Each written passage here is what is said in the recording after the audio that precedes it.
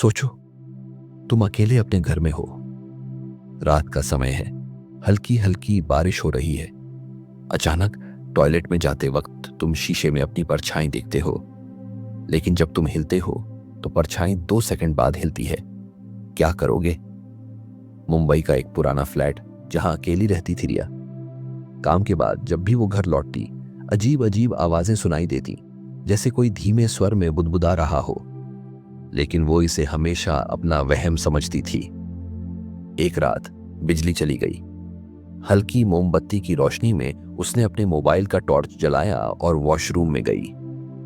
जैसे ही उसने शीशे में अपनी शक्ल देखी, अचानक उसके शरीर में एक अजीब सी ठंडक दौड़ गई। परछाई में कुछ गड़बड़ थी। उसकी परछाई ठीक 2 सेकंड की देरी से हिल रही थी। रिया ने अपनी आंखें मली, घबराकर पीछे मुड़ी, मगर वहां कोई नहीं था। उसे लगा शायद उसका वहम होगा, लेकिन जैसे ही उसने दोबारा आईने में देखा, इस बार वो अकेली नहीं थी। उसके ठीक पीछे कोई खड़ा था। उसकी शक्ल धुंधली थी, लेकिन आंखें वो काले गड्ढों जैसी खाली थीं। रिया के होंठ कांपने लगे, उसकी धड़कन तेज हो गई, और फिर आईने में दिख रही परछाई मुस्कुराने लगी। लेकिन रिया के चेहरे पर कोई हंसी नहीं थी।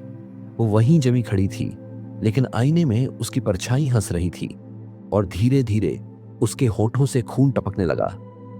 रिया चीखने ही वाली थी कि टॉर्च अचानक बंद हो गया।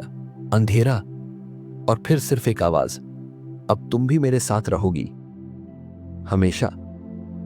क्या तुम ऐसी जगह रहना चाहोगे जहां आईने में दिखने वाली परछाई असल में तुम्हारी नहीं थी?